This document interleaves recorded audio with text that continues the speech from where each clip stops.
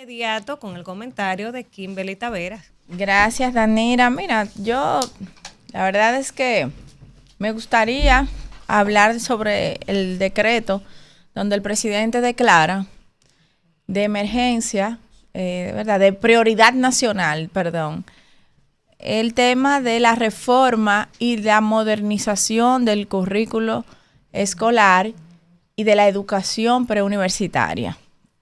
Pero voy a hablar de eso el lunes, porque Víctor acaba de, ¿verdad?, de hacer su comentario sobre eso.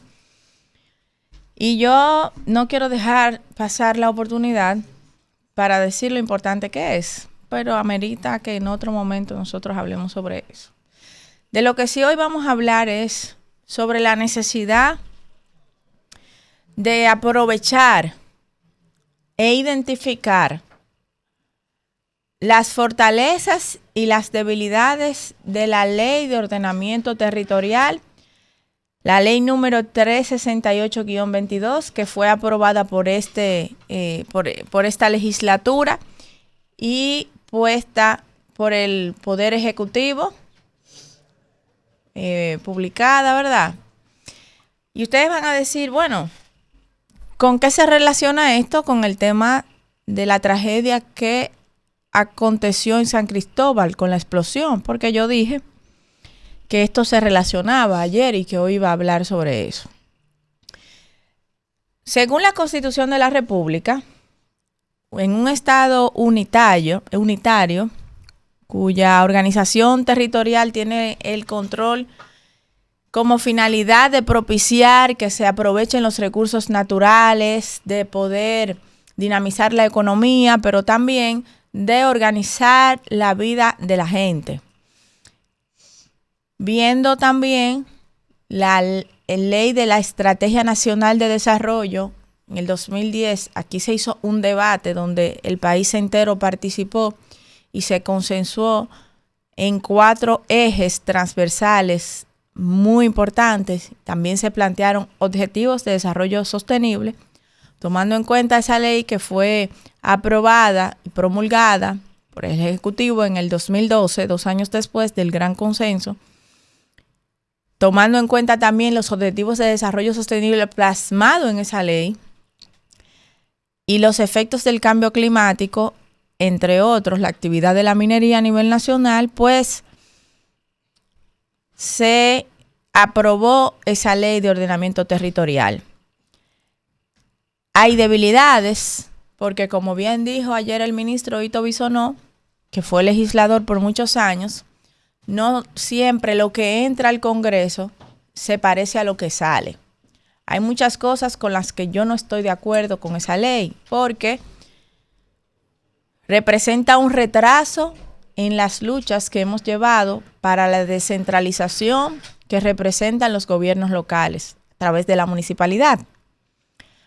Y digo un retraso porque le está quitando mucho poder a la municipalidad, que es la que debe decidir en materia de ordenamiento territorial, y lo está centralizando en el Estado.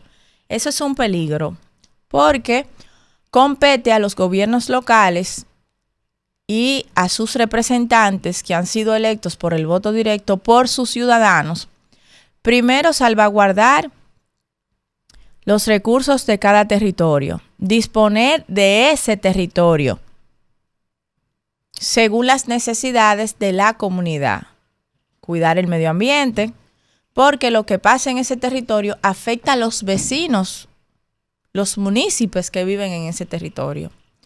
Entonces, en ese sentido, esta ley creo que hay que seguirla modificando y trabajarla un poco más, porque vulnera los derechos y el poder que con muchas luchas se logró para que los municipios tengan representación en los gobiernos locales. ¿Cuál sería el sentido de los ayuntamientos sino organizar y disponer en una planificación urbanística y estratégica de su territorio y el uso del territorio?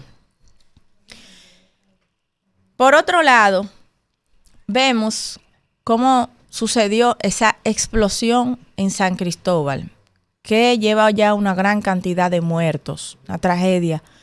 Y cuando acontece una tragedia de esta naturaleza, empiezan una serie de cuestionamientos. El ministro dijo ayer en este espacio que ahí no había almacenamiento de un combustible, ni líquido, ni gaseoso, ni de ningún tipo. Y que había que esperar la investigación del Cuerpo de Bomberos y de las demás instituciones para determinar qué fue lo que ocasionó esa explosión allí. En un local que es posesión del ayuntamiento, del gobierno local, y que está en uso de diferentes ciudadanos, como se hace algunas veces cuando existen plazas públicas.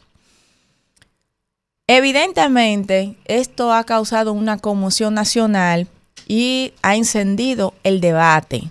El debate en diferentes aspectos. Yo hablé aquí de los bomberos, de la necesidad de fortalecer los cuerpos de bomberos a nivel nacional, de capacitarlos, de mejorar su salario, pero también de crear los que no están y de que no todo el mundo puede ser bombero y hacer conciencia de la necesidad del mismo.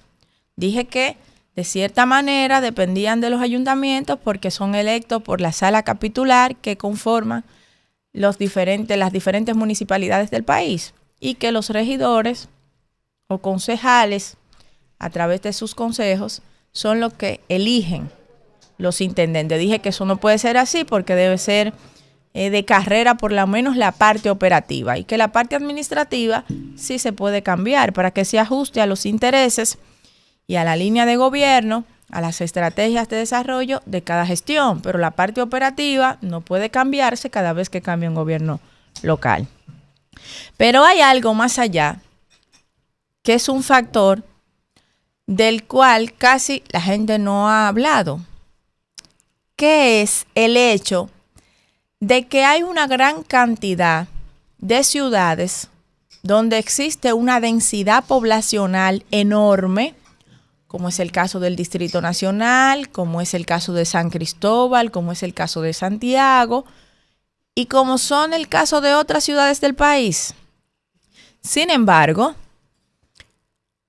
según se han desarrollado estas ciudades y sus pobladores, por la informalidad con la que se construía en el país, donde no existía hasta el año pasado una ley de ordenamiento territorial, la gente construía sin una planificación, porque las ciudades dominicanas no están planificadas. Esto ha ocasionado, sumado a una gran cantidad de invasiones que se han hecho con los terrenos del Estado, con otros terrenos, que la gente construye en lugares de mucha vulnerabilidad, como al lado de cañadas, en calles que no están acondicionadas ni siquiera para que entre un camión a darle los primeros auxilios. Y eso han hecho que nuestras ciudades sean muy desordenadas, permitiendo que fábricas como esta estén ubicadas en ciudades tan pobladas. Yo creo firmemente que siendo Santo Domingo una de las ciudades, la ciudad más poblada, la provincia más poblada del país, y teniendo al Distrito Nacional en su corazón, ¿verdad? Nosotros necesitamos establecer, para que no vuelva a pasar lo que ocurrió, de alguna manera, un reglamento, ya sea a través de una ley o una modificación a esta ley de ordenamiento territorial, que estas fábricas que están ocupando territorios en medio de las ciudades pobladas o habitadas de zonas residenciales o muy, ¿verdad? Muy pobladas, muy habitadas, muy concurridas, donde se hace una actividad laboral, donde, por ejemplo, con esta explosión no solamente se afectó a los que estaban allí, sino todo el perímetro. Queda evidenciado que estas fábricas, que de alguna manera u otra representan un peligro, y a veces hasta sin representarla, porque hay que ver la historia de tantas remodelaciones que ha tenido ese local y todo lo que funcionaba allí, no deben estar dentro de la ciudad, debe estar en las periferias de las ciudades. Aquí se han construido una gran cantidad de zonas francas, se han organizado distos, se han subido licitaciones para eso, pero no se ha hecho por ley. No existe una regulación para que estas empresas que ponen en peligro no solamente la vida de sus empleados, sino también de todo su alrededor, no estén dentro de las ciudades, dentro de un perímetro que puedan hacer más daño frente a los riesgos que representan. Y esto debe estar regulado. Señores, ¿cuánto terreno no existe en las periferias, en las fronteras de las grandes ciudades? En La Guayiga y en Pedrobrán, que es un municipio de 212 kilómetros cuadrados. Enorme. Donde existe terreno que no está habitado, que tiene vocación y que está al lado de las grandes avenidas, de las grandes circunvalaciones, que a nivel logístico se han construido estos parques. Este disdo, por ejemplo, que se construyó al lado de la circunvalación de Santo Domingo, para que la gente pueda tener allí y construir su zona franca, construir sus naves industriales a un bajo costo. Yo he dicho que eso hay que combinarlo con un banco de empleo para que estas ciudades, Santo Domingo Norte, que también es enorme, por ejemplo, y que tiene zonas que no están pobladas, pero que tiene una fuerza laboral allí y que también está cerca de la circunvalación, que se instalen allí, que se cree un banco de empleo para que los empresarios que se instalen tengan facilidades y aparte de eso sepan quiénes son las manos de obra que tienen ahí, cuáles son los profesionales con los que ellos se encuentran para poder construir y desarrollar su actividad comercial en ese territorio. Pero hay que sacarlos del Distrito Nacional, hay que sacarlos de San Cristóbal, hay que sacarlos de los centros de las ciudades.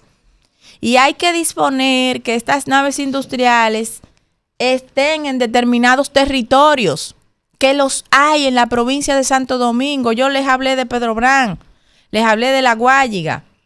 Pero si usted va al distrito municipal de Pantoja, que está en Los Alcarrizos, usted va a ver una gran densidad poblacional, una zona urbanizada y va a ver toda una calle principal que está llena de zonas industriales, poniendo en peligro la vida de la gente.